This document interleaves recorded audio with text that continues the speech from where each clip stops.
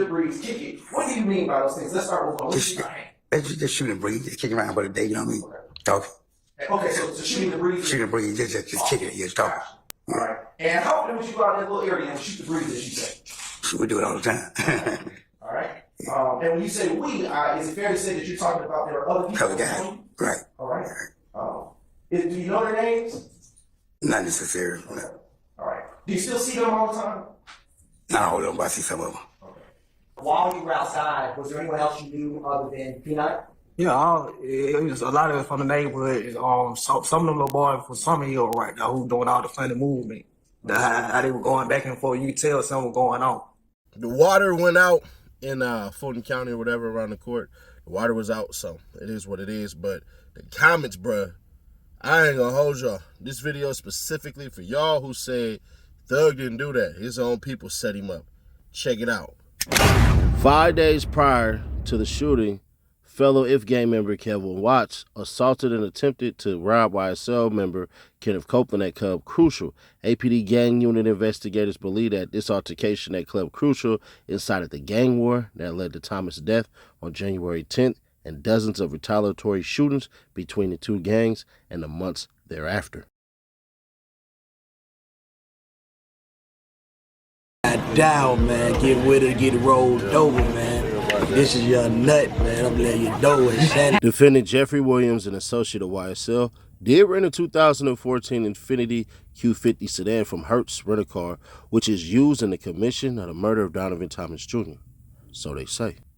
Copeland denied participating in the death of Thomas. However, 6 months after the homicide, he admitted to lead detective Jim Thorpe that he saw Jackson at McDonald's parking lot with fellow gang members Diamante Kendricks, Demise McMullen, and Jason Cobb immediately after the homicide.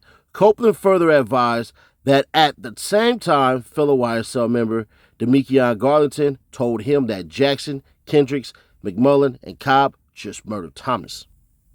Copeland further advised that at the same time, fellow YSL gang member Demekion Garlington told him that Jackson, Kendricks, McMullen, and Cobb just murdered Thomas. Copeland came to the aforementioned McDonald's to pick up Garlington, who'd arrived at the location with Kendricks, McMullen, Cobb, and Jackson. Immediately after entering Copeland's vehicle, Garlington told him that they murdered Thomas during a drive-by shooting in which they utilized a silver Infiniti rented by prominent rapper Jeffrey Williams, a.k.a. Young Thug, a couple of days previous.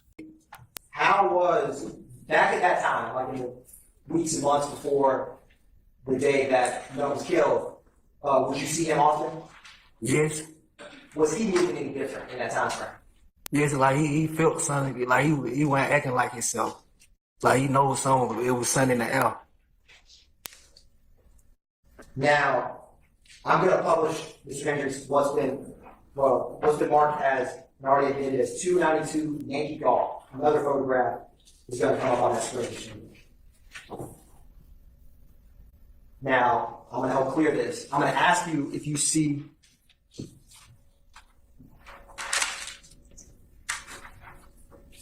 there we go. Now, what were you wearing that night, Mr. Hendricks? I had on a leather coat. I probably had on a t-shirt. Do you see yourself in this photograph? I can't really tell, but I was in the area. I know I was right there somewhere because he was right there. Do you see Donovan Thomas in this? Right there. Can you draw a circle around him? Now, Mr. Hendricks, do you see someone with a black leather jacket in this photograph? I can't really tell. All right. I'm gonna also, does Donovan Thomas have anything on his head? Yeah, skull cap. Is that what he had that night? Yeah, a black skull cap, I think. What was the mood like outside? It was some bad. You could tell it was something in the air how everybody was moving. It was some bad movement going on. You weren't feeling it. What do you mean about that? How everybody was like this. They know what something was going on. Folk pulling off, they acting, they moving all funny. The bad movement. How close were you to Nut while you were standing outside waiting for your haircut? I real close. All of it right. I think he had made it in there to get his haircut. I think he did. And you said he had gotten his hair cut and came outside? Right. I think he did make it in now. Now, while you were outside, was there anyone else you knew other than Peanut? Yeah, it was a lot of it from the neighborhood. Some of them little boys from Summer Hill right now who doing all the funny movement. How they were going back and forth. You could tell something was going on. Did you see anyone you knew was Tiger out there? Yeah, he was out there. How old would he have been back then? Probably about 14. Now, while you were standing, is this the photograph that's on the screen? Is this where? Well, let me ask you this: while you were out there at this location, standing next to Peanuts, did anything happen? Somebody that night. Correct. Like, be honest, like, we standing right there, so hell, a great Pontiac pull across. It slow rolled across. Before the Pontiac pulled out, I told you about the funny movement going on, like, there was a call came through. So hell, they had, the car had pulled out there when the Pontiac slow rolled across the barbershop. And it came out the teeth. They shot like 3 times when we wanted to see we got some guns. Soon they got right up by the nut, and when all the commotion happened. I want to break some of that down. So you see how there's some headlights on the photograph on screen? Was the car that you saw, was it coming that way down? They were coming from Mechanicsville way, Would that be? where the railroad track is. Okay. So you see how there's that light bulb in this photograph on screen, Mr. Hendricks? It came from that way. Okay. The same way that car is traveling? Yeah, it came from that way. And what stood out about the car that you saw? I mean, in terms of what drew your attention to it? It slow rolled across, and first thing, it creeping across. Like on boys, you watching boys, anybody seen boys in the hood, you know it's a drive-by. Were you able to get out anything before? I tried to get it out before I ready to tell them drive-by. They was already out the one, out the T, And when you say out the T, what do you mean by that? out the on sunroof. What was the person out the sunroof doing? He had a chopper with the mask over his face. And did you see, what was that person that was with the chopper outside the sunroof doing? Were they looking around? What were they doing? Like basically, like they were looking for their man. You know, you ride by. They say on the shooter, you ride by looking like where he at. You hit right here just to make the crowd move, and you went straight at your target. Now, when that car got closer to where Peanut was standing, was there more or less shots? All the shots. And when you say a chopper, what do you mean by that? A Honda shot, machine gun. If you remember or recall, about how many shots did you hear from that machine gun? Probably about 100.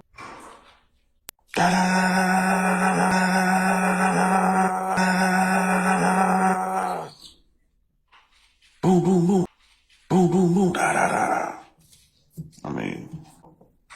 Now, after the shooting starts, what did you do?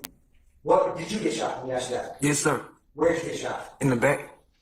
Do you still have a scar there today? Yes, sir.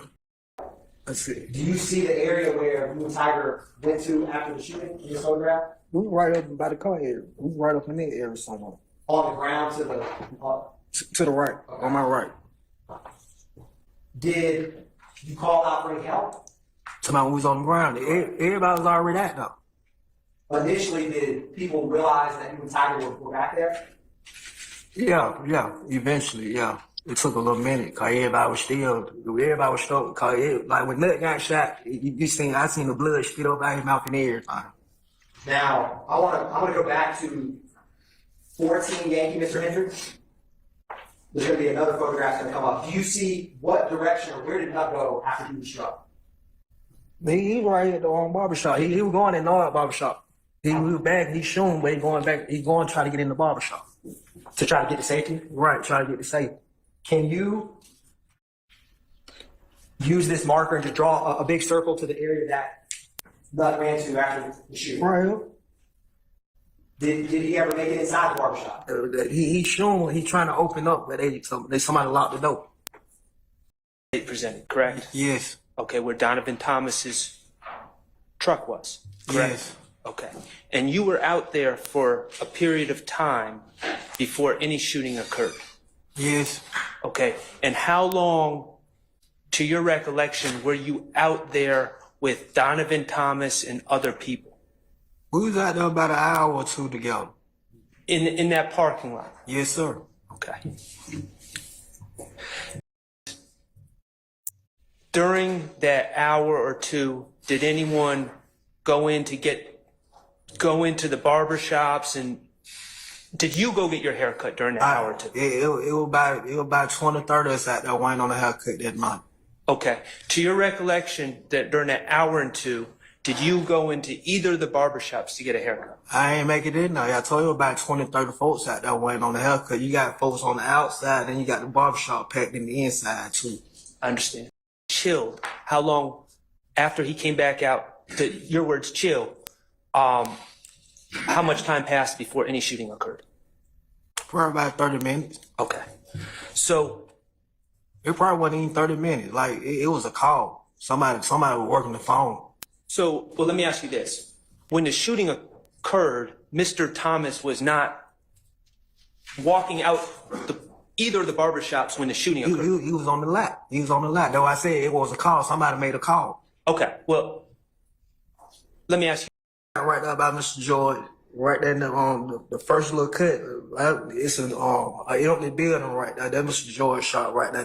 We standing right there. They shot bow, bow, bow like a handgun. As soon as they got right there in front of that, they let all the own shots go. Oh, okay, but did the car stop?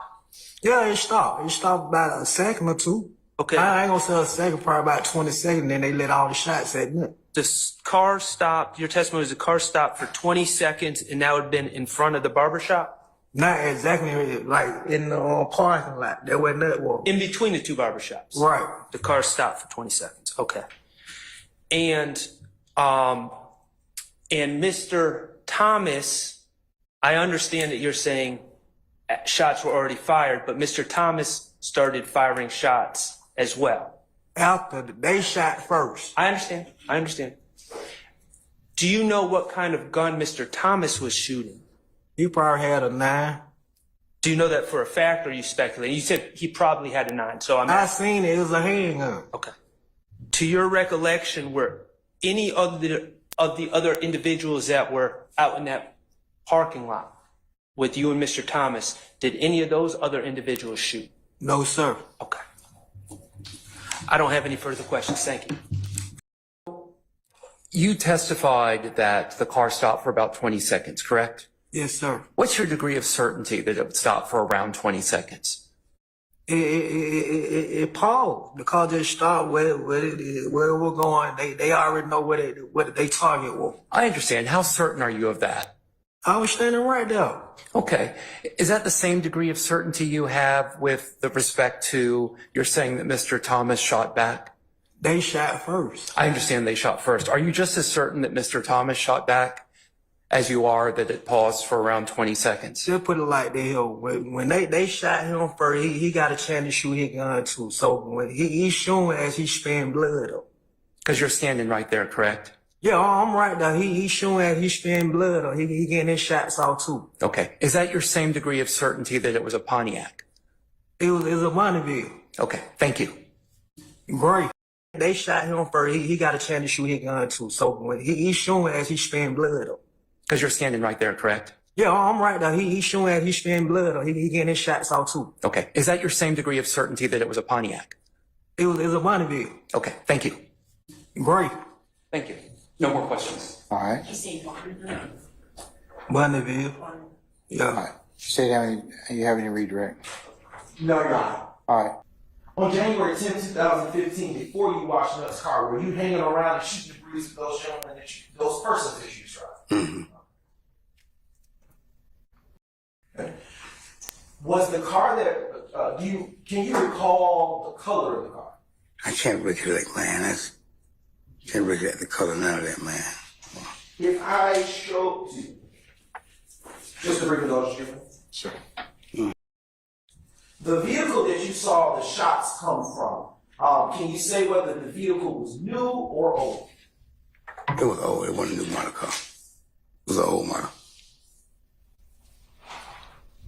Were you able to see any persons inside of the vehicle other than the person that came up through the sunroof? Not really. Okay. Were you able to tell about how many people would you say were in it? Basically, I know it was 2 of them. at a minimum? It had to be. Because somebody would be driving while the person come out of the sunroof. Okay. Was there ever a time that you saw the front passenger of the vehicle? Not really. Would you say this, how long would you say the shooting lasted? About a minute. Minute so, because about a good minute. You fired. When you say a minute, are you saying that as a way to say a few seconds or? Yeah, Wait. Davis, if there's an objection, just stop talking and let me rule on, okay? All right. I'm gonna sustain the objection. That's the lead. You can rephrase it. Sure thing, Your Honor.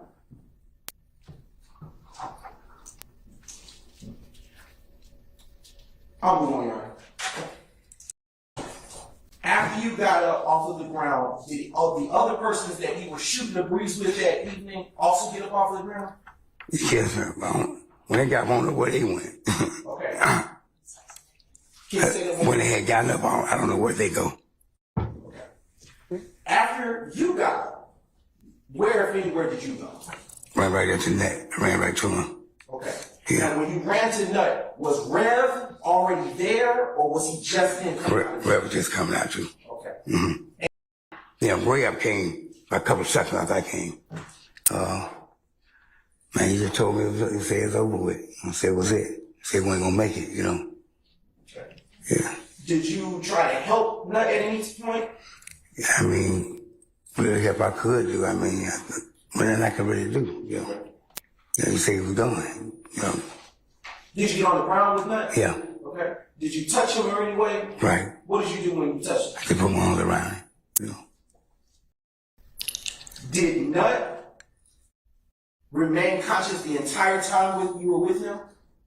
No.